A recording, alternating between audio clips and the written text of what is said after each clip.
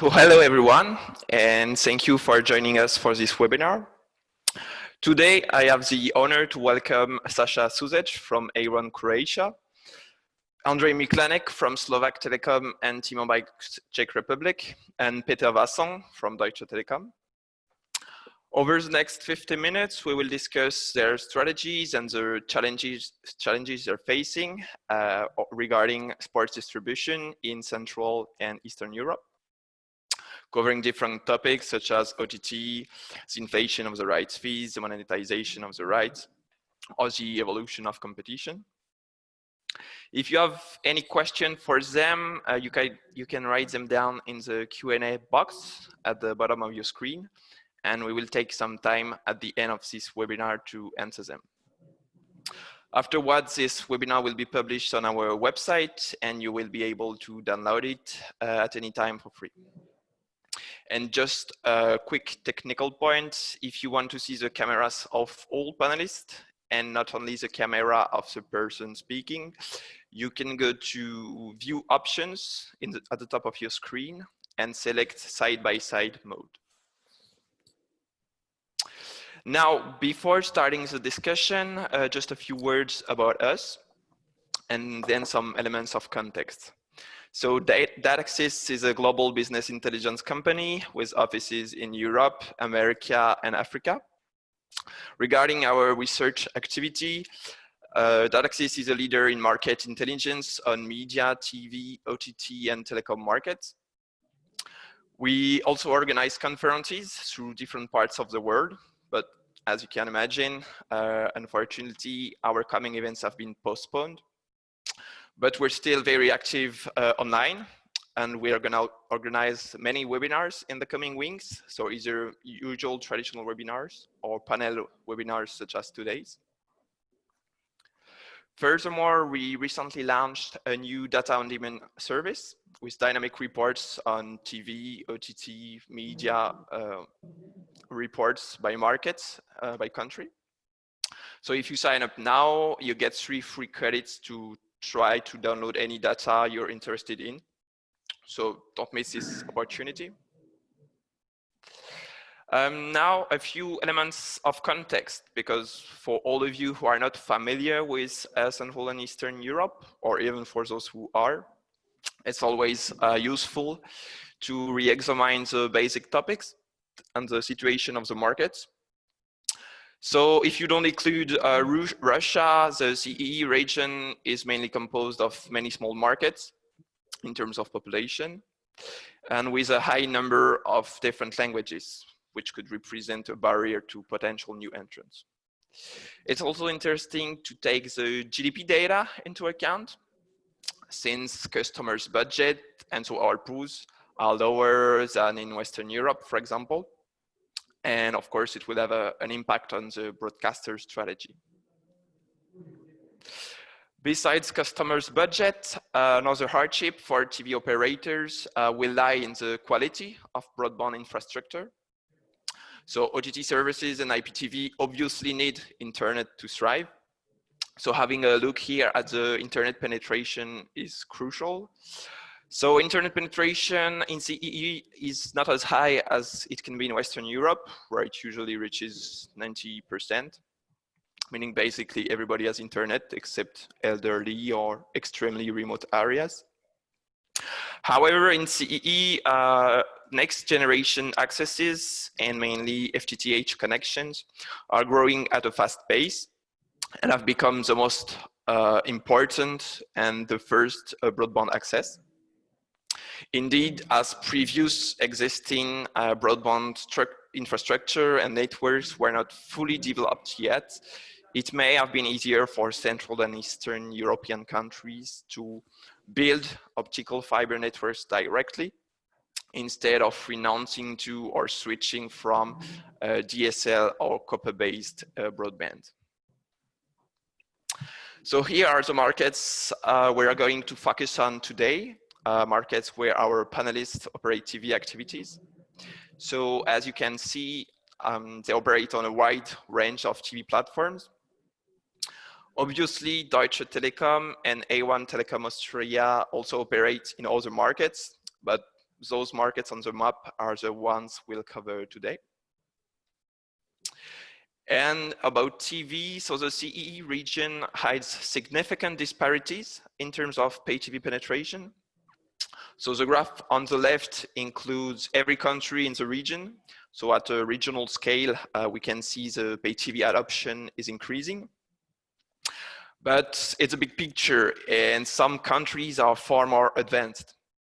So if you have a look on the right at the markets we're interested in today, you can observe countries with comparatively low pay TV penetration, such as Greece, or to a lesser degree, Croatia, while the pay TV penetration in Slovakia or Romania is close to 100%. And not only the level of penetration is different, but there is also heterogeneity in terms of technology. So for example, DTH is the leading TV platform in Greece, while in Romania, it would be cable. So after this introduction, and after having all the elements of context in mind, I think it's time for me to welcome my panelists. So gentlemen, hello, and thank you for being with us today. So I'm gonna let you introduce yourself, your company, your responsibilities, and give us a quick summary of your company's strategy and activities when it comes to TV and sport. So I don't know who wants to start. Maybe Sasha, since Croatia is currently assuming the presidency of European Union Council. So you can start. Okay, thank you, Guillaume. Hi, everybody. Good afternoon. So my name is Sasha Sušec. I was actually working on various televisions in Croatia for more than a decade, and afterwards I was part of the telcos when the launch of new channels was needed, and in the last 3 years I am leading content department in A1 Croatia. A1 Croatia is part of Telekom Austria Group, which operates, as Guillaume already I think mentioned, in several countries: Austria, Bulgaria, Croatia, Slovenia, Macedonia, Belarus. So we're a big telco, classic telco, I would say. We in Croatia have, I would say, a big interest in content, various content. Of course, sports content is very important in Croatia. Also, we actually bought the Champions League when we are talking about sports content 2 years ago, and launched brand new channels from scratch, entered the market with sports content. Before that, A1 Croatia didn't have any sports channels, and wasn't in that segment of the business. So we are now tackling that problem, tackling that issue, that challenge, and here in this region, XU region, I would say, it will be very challenging in the next couple of years. Thank you, Sasha. I know Germany will take over presidency of the European Union Council from next month. So, Peter. Thank you very much, Guillaume. So, hello, everybody. My name is Peter Wasson. I'm working for Deutsche Telekom. I'm part of the commercial growth team at the EU headquarters of Deutsche Telekom in Bonn, and I'm responsible for content, which means that we are defining the overarching TV content strategy for our netcos. That's how we call our companies, netcos. We facilitate pan-European projects when it comes to content, and we consult our affiliates by connecting dots across the markets we operate in. And as you have just showed on your slide, we are operating TV in 10 European markets. So that's Greece, Hungary, Slovakia, Czech Republic, Romania, Croatia, Austria, Northern Macedonia, Montenegro, and now also in Poland. In total, we have 5 million subscribers on a very wide range of platforms, as you have just shown on the slide. And sports is a very important element in most of these markets. One of the few markets where we are not investing into own sports rights is Hungary, for example, where it's all on different channels and where it's not exclusive to anybody. But in all the other markets, we are doing something to a certain degree. Okay, thank you, Peter. And finally, Andrei. Thank you. Hi to everyone. My name is Andrei, and my responsibility is touching the content acquiring for Slovak Telecom in Slovakia and Czech, and in Czech. It is T-Mobile Czech Republic. Maybe short the description regarding the both markets. From the historical reasons, we live together, but it couldn't be two markets more different as the Slovak and Czech markets are. Slovak market is fully pay TV penetrated with 95, almost 100% of pay TV penetration. So 9 of 10 households in Slovakia is paying for TV subscription. In Czech Republic, it is less than 50%. So the potential for pay TV is very high in the Czech Republic. Regarding our market position, Slovak Telecom Group in Slovakia has approximately 700K households on 2.1 million market, which means our market share is about 30%. And we are the biggest player on the market. In Czech Republic, we have almost 200K subscribers on 4.1, 4.2 million market. We are number 4 yet, but we are the fastest growing platform in Czech Republic. And last but not least, regarding the sport, we have a long history in exclusive sport content. In Slovakia, we have 3 exclusive sport channels and 1 in co-exclusive mode.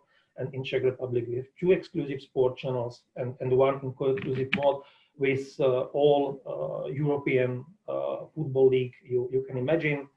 And except that, we have a very strong second pillar of our exclusive content, and this is non-sport exclusive content. Maybe I will describe it later. Yeah, I think we'll get back to this exclusivity versus semi-exclusivity topic later. But first, let's start with the basics. So how to build a sports portfolio. Sasha, A1 Croatia has launched its sports channels quite recently. And as you said, entering the market with the rights to Champions League. But you obviously had to secure some other rights to other competitions. So could you touch on your strategy when acquiring rights? Which sports, local competitions? Well, in Croatia is also a very specific situation. Before we acquired this rights for Champions League, we had here 14 specialized sports channels on the market of a little over 4 million people. So it's a huge number of specialized sport channels. Of course, Croatian people like sport and are in sport very much. So entering that arena wasn't easy. It was a huge risk because the 2 major players here were United Media Group with their portfolio of sport channels, not only sport, but flagship channels from them are sport channels. There was DT, Deutsche Telekom, with acquiring some very good content, and with their cooperation with the Serbian Telecom, who owns specialized sport channels Arena Sport. And there were Eurosport channels also in Croatia, localized then, and now they're not anymore. And a lot of sport content was still on national free-to-air channels, and still is in Croatia. So coming into this arena was a risk. Was a brave move, I would say. I came here in A1 Croatia immediately after A1 bought this rights for Champions League. And you know, building, everybody who did this know how hard this is to build the channels, 5 new sport channels from scratch in this kind of competition stage wasn't easy.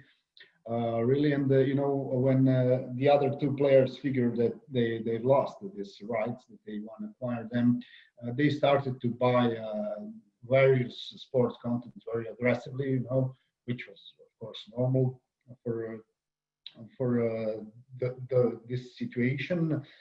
But we managed very good. We decided to go with the Champions League in a separate package, in a separate TV package, separate sport package with the other channels in it. Not only this Planet Sport channels was the name of our channels, is the name of our channels. So just why is this choice? Because I know that's not the choice from Slovak Telecom, for example. Where, sorry.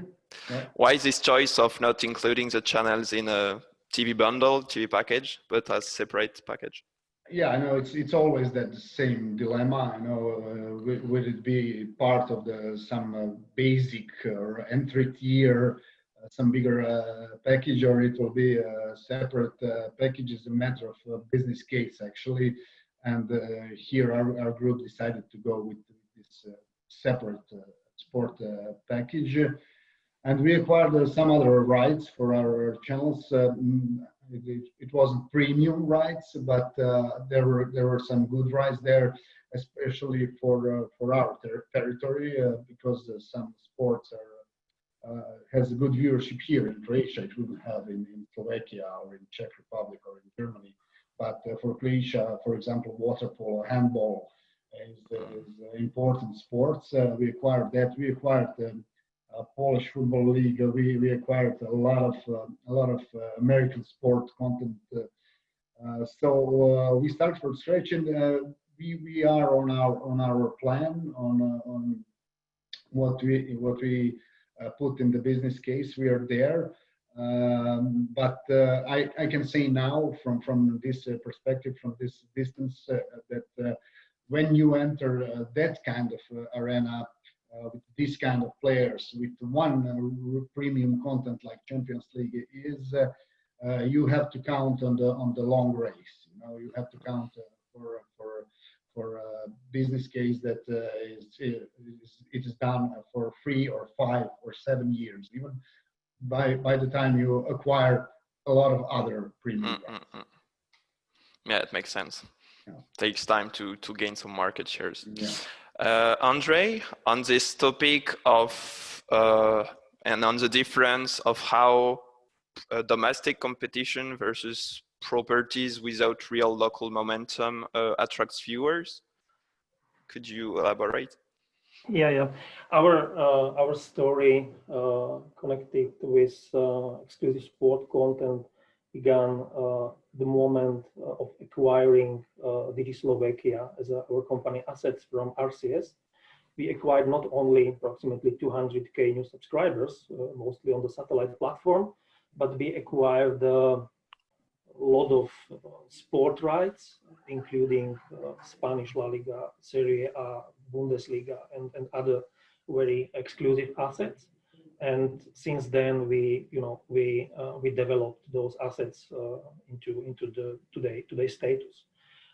We knew that the content, sport content, has an incredible power.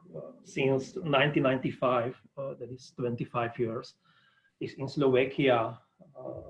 TV viewership measured by people measured via people meter metrics, producing something like official currency across entire market that is accepted all subject on the market, and based on those data is running the advertising TV business. And when we during these last 25 years will order the top 10 broadcasting or top 10 titles in Slovakia, whatever TV company you took in the account, there will appear 9 sport broadcasting among those top 10 lists.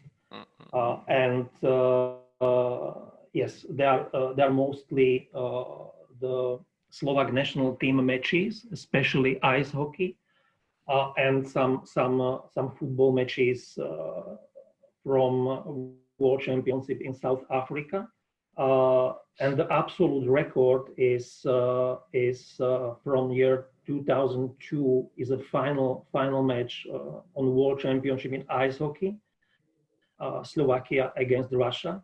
We by the way won this game, and we aim to be the world champions first and last time in our history. But what is maybe more interesting for this purpose, for this discussion, is that the TV ratings, TV share was almost 80%, and in households was watching this game 2.1 million people, plus 0.5 million out of home viewing, like squares and public places and pubs and restaurants and so on. And plus 0.2 is are people less than 12 years, because the target group for the people meter is 12 plus. So all in all, is almost 3 million people or 5 million market. And this is something what is the maximum what TV broadcasting, not only sport, but TV broadcasting in general can get in Slovakia, can achieve. So this is the incredible power of sport. And, you know, we knew that, and that's why we decided to focus on sport content. Of course, as you asked, it's really different between this viewership on the national level, playing the national team, and the viewership of football games, even this top European league, but without the Slovak participation. It's of course not the same.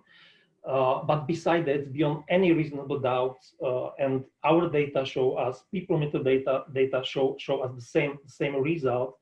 The viewership of those games is incredible, and at those times that those games are playing, we are almost the market leaders in the viewership. So from this perspective, the sport was really good choice, and we are proud of it. Peter, Andrei just talked about the incredible power of sports, but of course it has a cost. And as everybody knows, sports rights have significantly increased in terms of cost over the last years. So how does it affect your strategy at Deutsche Telekom for all your markets? And since rights have become so expensive, is it a decision you take within the TV business unit or at a group scale? Well, yes, we have seen increasing sports rights costs in the past. I think this trend is going down a bit. I mean, for the domestic tender of the Premier League, for example, the last time we already saw a decrease. And I think this doesn't work for all markets. It's very much depending on the local market situation and the local market power, whether the rights will increase in the future or not. For us as DT and our decisions on sport investments, so within the given budget of our OpCos, the investment into exclusive sports is at the sole discretion of the local entities. So they have the P&L, they have the money, and they decide what they want to buy. And if Andrei, for example, wants to stop paying football rights, but wants to invest all his money into tier 1 ping pong in the future, he can do that, of course. If customers run away, then he might have a serious discussion with the senior management, but this is a local decision. But we as the EU headquarters, of course, we challenge the local content strategy every year in a discussion we're having, and that also includes sports, but it is a local decision. Okay.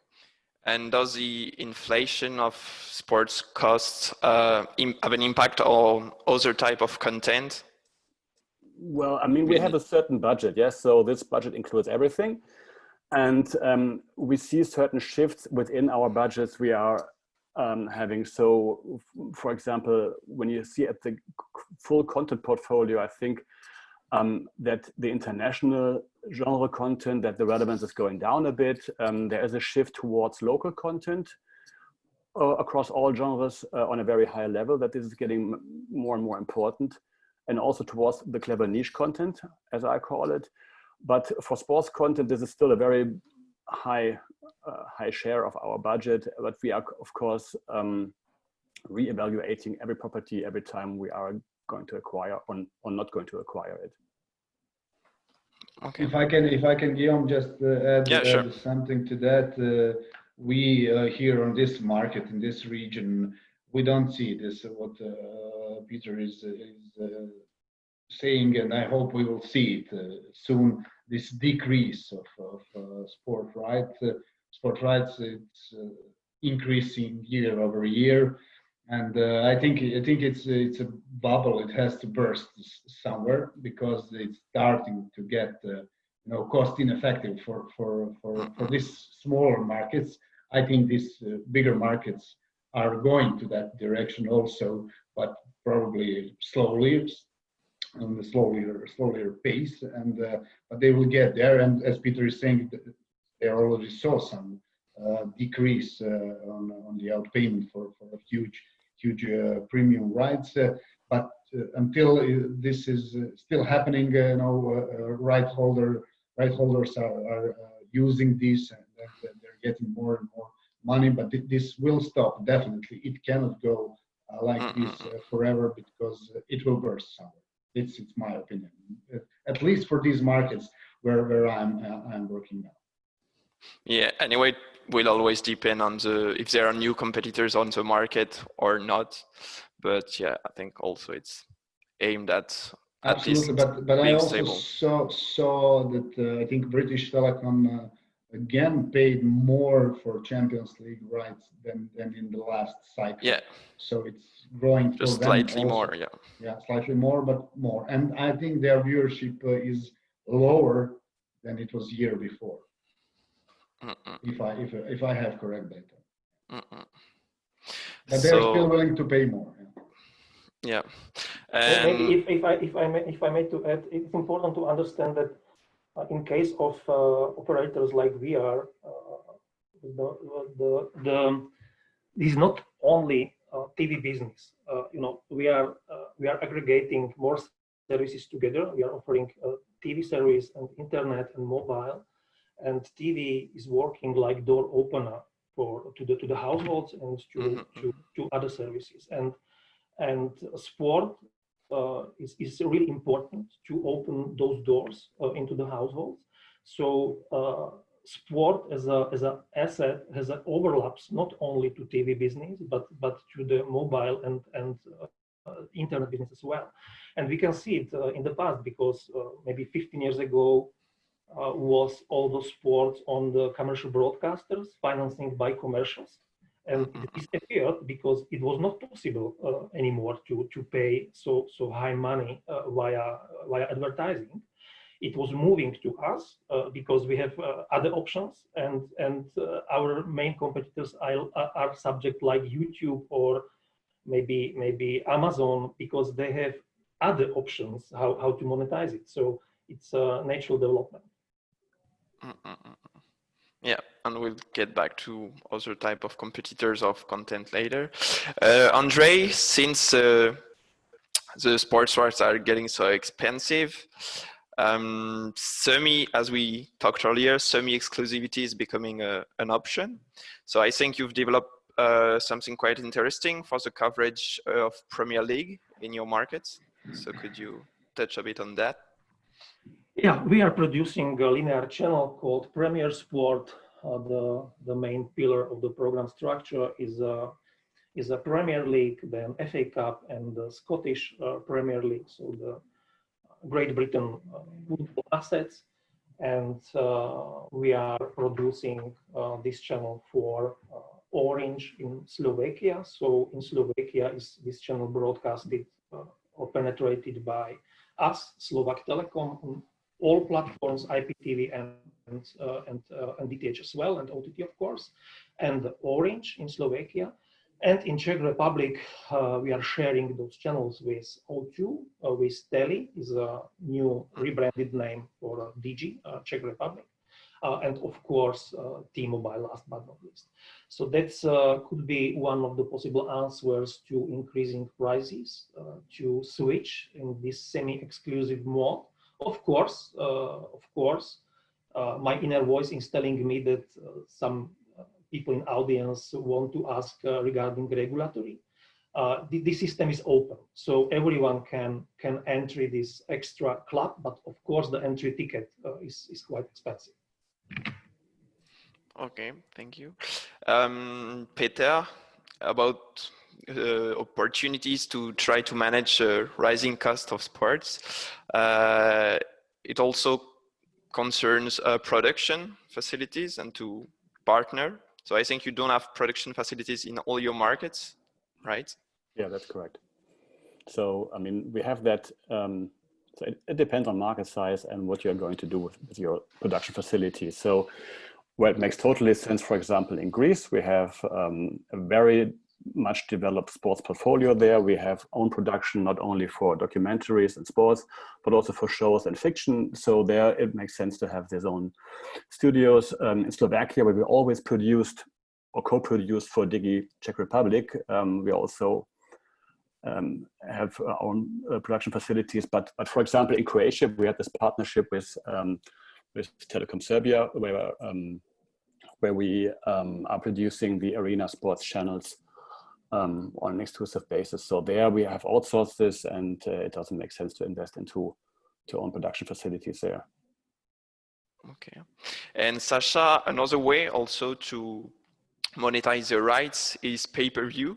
And I think you've introduced it with Planet Sports. So can you talk about it, and is it relevant for you? Will you keep it in the future? How does it work?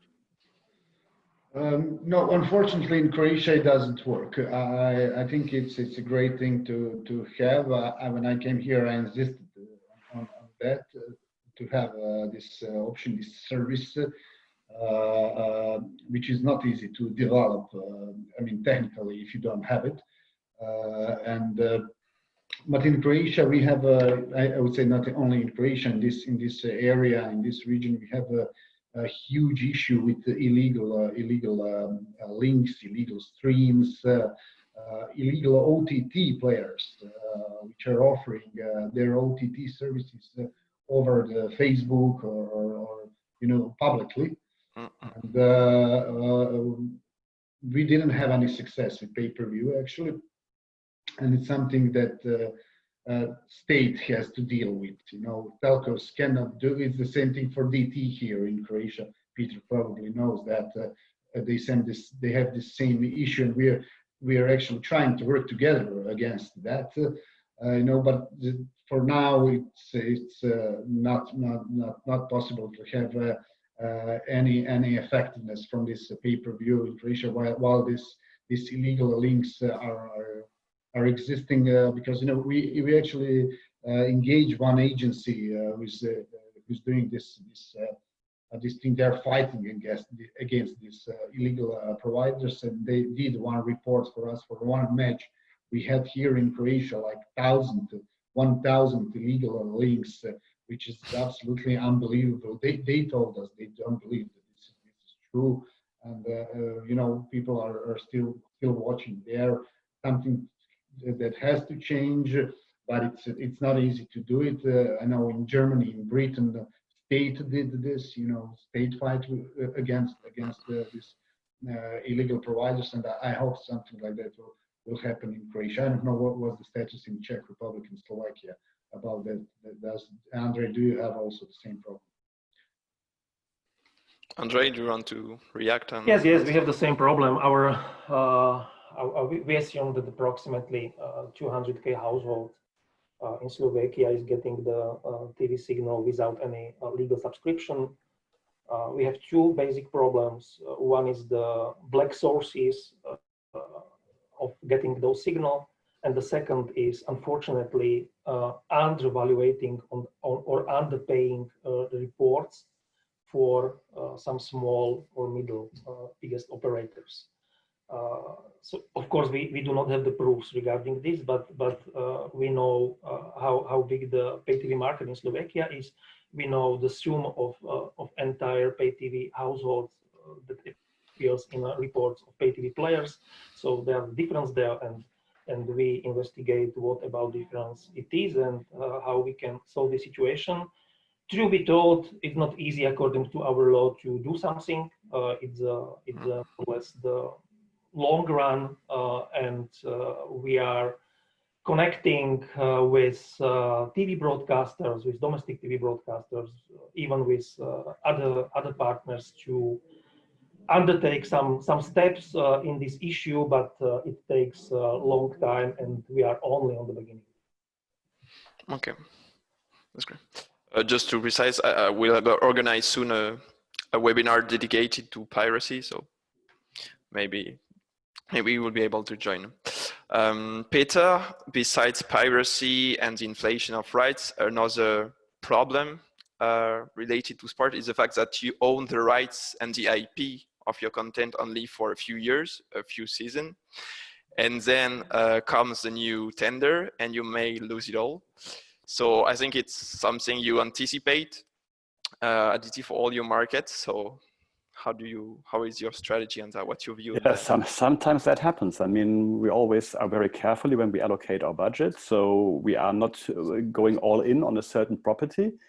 Yeah, so then it can happen that you lose a certain right. I mean, we have lost, for example, the Champions League in the last tender in Slovakia.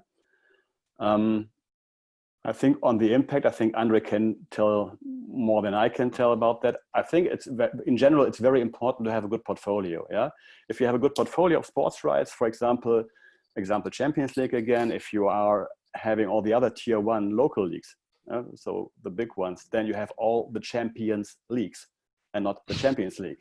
And then people are so busy watching thrilling matches of Premier League and Spanish League every week that they have no time to churn. So I think this is very important that you have a balanced portfolio with good content, and then it is also possible that you might lose an important asset. Sky has lost the Champions League in Germany right now. Now they are doomed to keep the Bundesliga, but if you have a strong portfolio, I think you can manage it. But Andre can tell you more about that than I can, of course.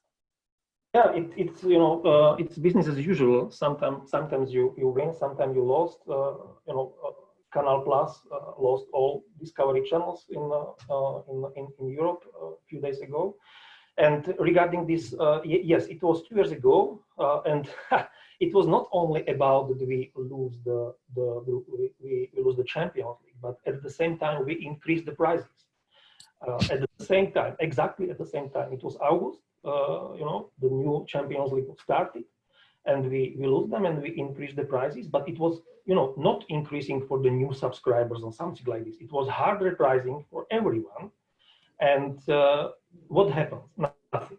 So of course we was really afraid, but at the end of the day, it was growing our gradual speed by 3,000 new subscribers per year, new TV subscribers, and looking in rearview mirror, why I see 3 reasons.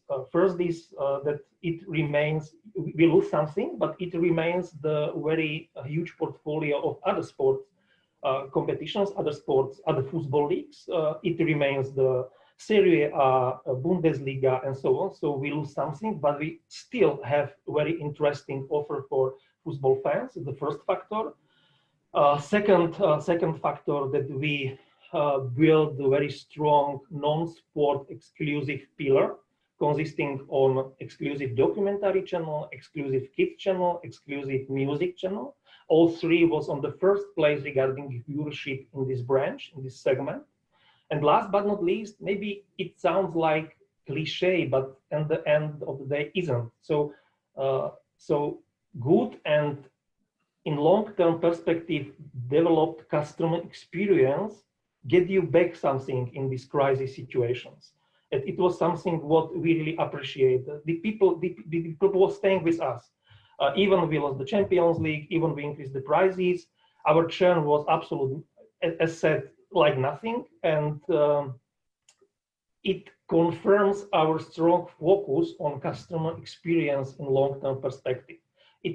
Again, it sounds like cliche, but definitely isn't. Customer experience has very, very, very incredible role in a long-term perspective. Okay. Interesting. And one other growing demand of customer experience from customers is the OTT. We're already more than halfway through our discussion, so maybe it's a good time now to dive into the wonderful world of OTT. So as we all know, there are every day more and more OTT platform launches in Western Europe. But how is the situation in Croatia, for example, Sasha? How is the OTT penetration, and what's your strategy, and how do you integrate OTT into your strategy? Unfortunately, in Croatia, OTT penetration is not high, is very low. But as you showed on the first slides at the beginning of this webinar, our pay TV penetration in Croatia is also not high. It's about, I think, 55, 57% in the country, and OTT is still really low. I would say about 5% here in Croatia. We actually, as A1 Croatia, have OTT here. It's called SPORTTV, and I think it's a very good product, a very good service, in which you have SVOD, TVOD, and linear channels and pay-per-view.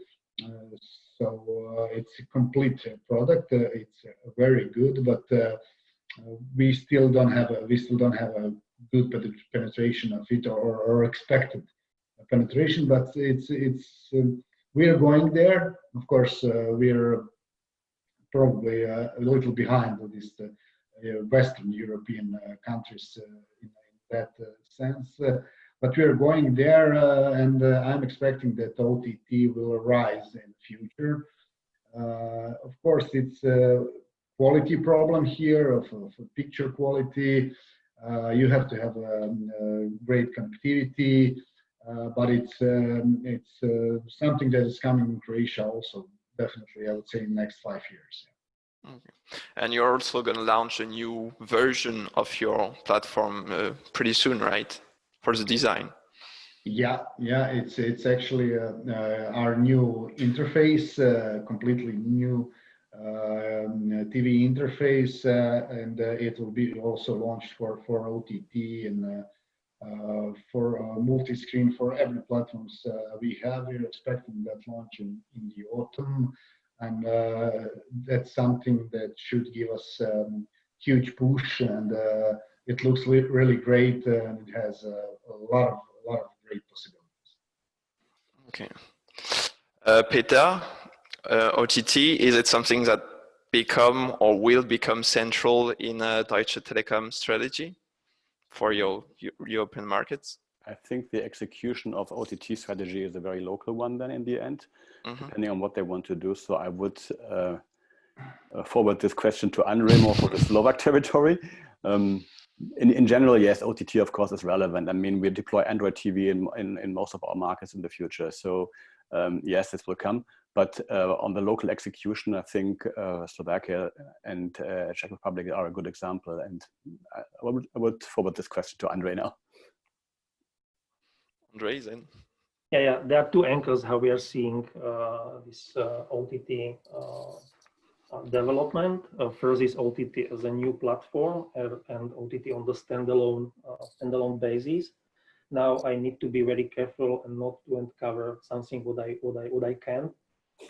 The second angle is OTT as a mirroring asset to our IPTV subscribers. So in our TV service, it works that way, that you buy some rate plan consisting of, I don't know, 200 linear channels, and those 200 linear channels you have as a mirroring asset on your mobile using our Magio Go application, and that's we understand as an OTT for this purpose for today.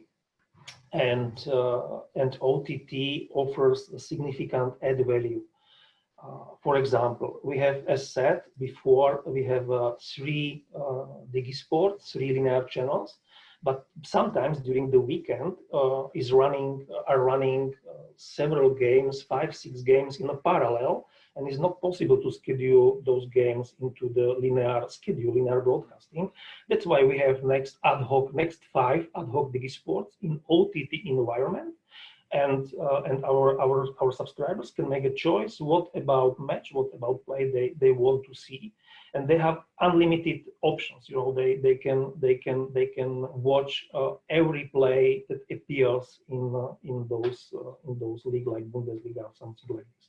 The first point, and the second point, in OTT environment we have a strong VOD consisting of more than 1,000 hours. Even including the sport. Of course, not live broadcasting. It doesn't make any sense to have a live broadcasting in an archive or something like this. But we have highlights from every round. We have this pre or post round magazines. We have interviews with players and with our commentators, with our guests, with local stars. So we have some very interesting content assets in our OTT environment to make those enjoying maybe more accurate for the subscribers. Interesting. Sasha, another impact of the growing OTT penetration in the high level on the sports broadcasting market of new actors. So either rights holders launching their own D2C offers, or new OTT sports specialized players like DAZN or Eleven, or even tech giants like Amazon. So they've not entered the Croatian market yet, but is it something you expect and you fear in the medium or long term? Would it be a market accessible? I don't fear of them. If they come, they will buy everything, But I'm watching them for a couple of years in a row, and I see that they were experimenting with this. I think Facebook started to buying some rights in third countries, and Amazon also has their OTT, but Google didn't do anything yet. Apple has OTT, but they didn't enter in this arena of sports rights. I mean, fully. They're probably still watching, still assessing. Is this? Do they have any case in this? And I think they will probably enter at one point, probably in the near future. But I don't see it happen now in this market, not in Croatia. And we saw with this Corona crisis, that can be very dangerous to have sports rights without contract subscription for subscribers, like we saw what happened to the DAZN. Yeah. If I may add, I think the DAZN, for example, they are present in Austria in our footprint, but I don't think that they will expand to the CE region in the near future. I mean, they're looking for investors for 2 years now. They have canceled their 200 country expansion they wanted to do with basic rights. So I don't believe actually that the big players are coming to the CE region very soon. And I also do not believe that the tier 1 properties are going direct to consumer by themselves in the future too soon. I think Ampere Analysis has once made a study that they said if the Premier League would launch a D2C product in the UK, they would need 15.5 million subscribers at £10 a month just to keep the status quo on the money they're earning. And this is unmanageable, I think, and that also applies for other tier 1 properties. So I think this will only happen in very small markets, which are not their core markets, but not for big markets and for big money. No, I don't either see that the right holders will go with their own services. I don't see that either. I agree with Peter. Yeah, for example, Premier League was almost about to try it in Singapore, but canceled it at the end. And yeah, it requires such a different skill set, producing your platform and then commercializing it. It's very difficult and always hard to renounce to broadcast, to the traditional models that guarantees such a big amounts of money. But should some platforms arrive in the medium or long term, would you consider them as threats, or could they become potential partners you could aggregate into your wide offer? Peter, for example. In general, we are following a best aggregator strategy for our entire footprint. So if they are coming to the markets, we will discuss. Yeah. Okay. And can you touch a little bit on your current partnerships with OTT platform? Like, I don't know, like I know Pickbox in Croatia, or yeah, we should have the local people now here in the call and the webinar for Pickbox in Croatia. But this is working very well in all the markets we're having partnerships right now. Yeah, so we are talking to a lot of potential partners. I can't comment on the status right now, but we are partnering with Netflix now in Poland. We are discussing with other partners, Pickbox in Croatia, you mentioned.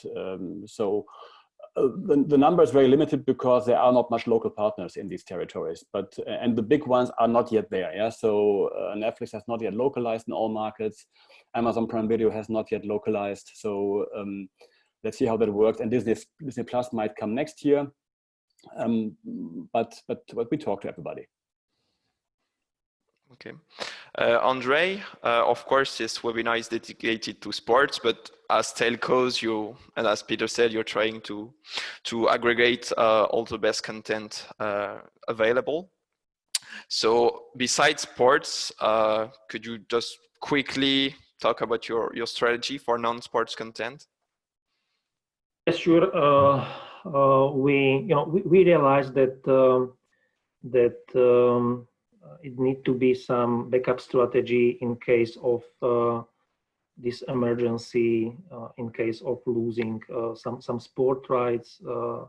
Our stability need to be spread on the more pillars, not only at one. It is really important, and we took in consideration that it was really long time in Slovakia when we was practically alone in terms of having exclusive sports. It was maybe 5-6 years, and it was honestly not healthy. So we were fully aware that time is clicking and it's only a matter of the time if something like with Champions League will happen. So it was not surprising to us. And one of stream of our preparation to facing that was to create the non-sport content pillar. Now is consisting of 3 channels. One is called Chuki, is a kids channel focusing on preschool and school and young school kids. So the target group is from 4 to 7.5 years. And this channel is #1 among the kids channel. Then we build the cooperation with BBC, and we exclusively localize the documentary channel BBC Earth only for Slovak Telecom and T-Mobile in Czech Republic. This something really worth to mention. And last but not least, we created a new channel called Folklorika. It's folklore is some special kind of music and dancing in Slovakia. I don't know if you understand this word, but it's something connected to the national culture, to the national history, and folklore as a movement has a strong overlaps to architecture, even to food, to clothing, to all those things.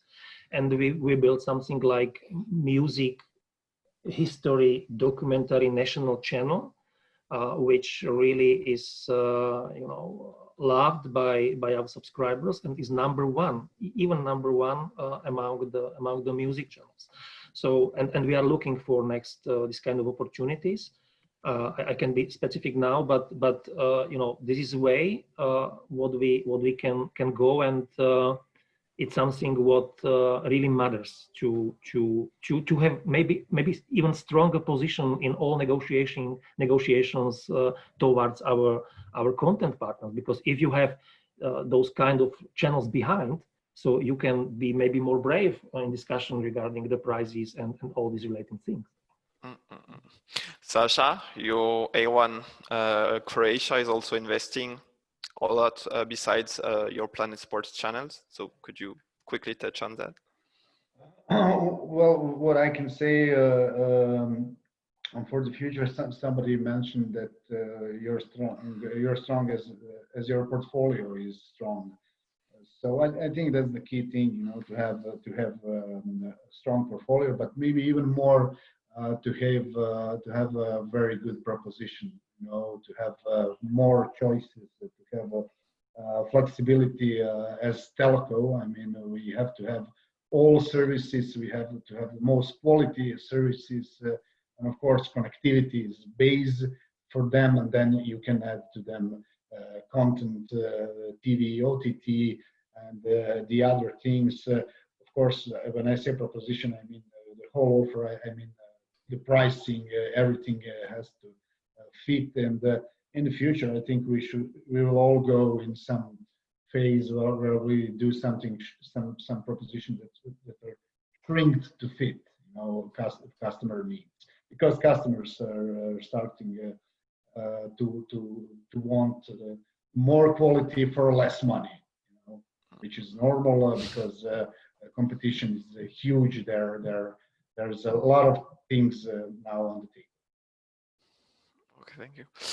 We're almost coming to the end of this discussion. So just before taking questions, it's a webinar dedicated to sports. So we obviously have to mention and talk about the COVID-19 situation, since almost all sports events have been canceled for more than 2 months, even though some have resumed now. So Andrei, how did you react? How did your subscribers react, and which measure did you take? Yeah, the subscribers understood the situation, and they, you know, are waiting when sports will going to the normal life. We are in very specific situation because we are on both sides on this distribution chain. You know, we are the content producer, and we are content supplier to our partners. You know, we are producing the DigiSports, so they are asking us what we will do, and on the other hand, we have partner like in Discovery, CME, AMC, and we are discussing with them what we can do. What I can say is that all our partners has really empathic and good approach, and they offer us the several options how we can bridge the situation. They offer us the additional content, either VOD content or OTT content, or something we called open window, that we offer some specific channels to everyone, not only to the higher rate plans. So from this perspective, we really appreciate this goodwill of our partners like AMC or Discovery or CME to discuss it. Because of course we know the situation was not caused by them, but we are all taking the consequences. And so what we are doing, we offering some additional content value to our subscribers to somehow bridge the situation. And now the football league are surely but slowly going back and starting to run again, like Bundesliga, like Serie A, like Premier League. So we are happy to renew our natural competitive advantage on the market and offer exclusive sport as always. Since I'm here, the only one who's not working for Deutsche Telekom, I just want to say that in Croatia, we are the only ones that stop charging our sport package for this Corona period. And Peter, I will let you conclude on this Corona thing. So what impact could it have, and will have it an impact on the medium term, long term, in the way like broadcasters are trying to buy rights, also on the digital consumption? Yeah, where's my glass bowl? Good question. It can be either way, actually. I mean, in Germany, we have just started the tender for the Bundesliga for the domestic rights yesterday. So there we have with Amazon a comparatively new market entrant, and Sky, as I said earlier, being doomed to maintain the most important packages. At least it sounds like a bidding war a bit. But on the other hand, of course, there should be a little bit more humility in the market. I mean, we just have restarted the Bundesliga again. And Sky will probably remind the DFL, the rights owner, that who paid the last installment before they resumed the league. So it can be either way. Yeah? We're also not very happy. I think all Champions League rights holders are not very happy that there is allegedly like a 10-day tournament in August where they will play the entire rest of the season in a couple of matches, which is actually the most important and the most valuable part of the rights you have during the season. And I think all the rights holders will remind the UEFA in the end what happened in this year when it comes to tendering the next season. So it's difficult. We are learning every day, like the scientists and politicians are learning every day now. There has been anything like that in the past. So, to be honest, I don't know. To sum it up, I don't know. I think that's a good conclusion. So now let's start. Let's take a few questions. I have one for you, Sasha, also linked to the convergent services. So is there a relationship between the newly established fiber market in Croatia and the hopeful increase in OTT? Hopefully it has. Yeah, I'm hoping the OTT will have a larger penetration in Croatia, and yeah, the fiber market is growing, and we are actually leading the way, you know, in this segment. So I hope this is going in this way. And also, besides fiber, 5G also in the near future might help for OTT adoption. Definitely. It already started in Croatia, of course, not on a big scale. It's going slowly, but yeah, I see that as a huge boost for OTT. It's a new technology. Okay. We have a question about esports. So it's true, it's becoming more and more popular. So Andre or Peter, is it something you're currently investing on or betting on for the future? I think on a very low level so far, actually. So I think the relevance is not that high yet in our territories, might come in the future, but investments, at least from my perspective, are quite low. Andre, how is it in Slovakia? Yeah, the same situation. We see the potential there definitely. It's a matter of the time, but now you know, we are investigating the options and you know, looking what will work for us. But we are not especially active in this area now yet. Okay. Now, during tenders, it's true that rights holders and broadcasters are paying more and more attention to digital rights and to clips and to near live rights. So we have a question about this. So how are you using digital rights? Do you publish sport highlights for marketing? And do you have an offer where I could see different summaries of each football match? So I don't know who wants to take yes, this one. I was touching this. I was touching this topic. We have that is how we are using the OTT platform, because OTT platform offer us the more, you know, options how to describe the content in comparison with IPTV. So we have on our OTT VOD library exactly this kind of content, these summaries and highlights and special moments and interviews, you name it. So we are offering this within our OTT platform as a supplement to IPTV subscription. And Sasha, for you, I guess, No, we also. Sorry, I thought you want me to answer the same question. Yeah, we also have this in OTT. We have you know, special studio shows with you know, huge analysis of with the best host in the country. What we see that this is content for really highly sports driven customers, you know, but there's not a lot of them, you know. There is, of course, a couple of thousand, but this is really huge fans who are watching all this. Majority is watching live things. Okay. So we're coming to an end now. Does any one of you want to add and conclude a final comment? Nope. Not. Great. So Sasha, Peter, and Andre, thank you for your time, and thank you for being with us today. I hope that maybe in November we'll be able to meet in person if our Nextv series Europe and SPORTTV Europe can take place and happen in normal and safe conditions, of course. And to our attendees, I recommend you subscribe to our next webinars. So one will be dedicated to AVOD in America and LATAM, and it will be in Spanish.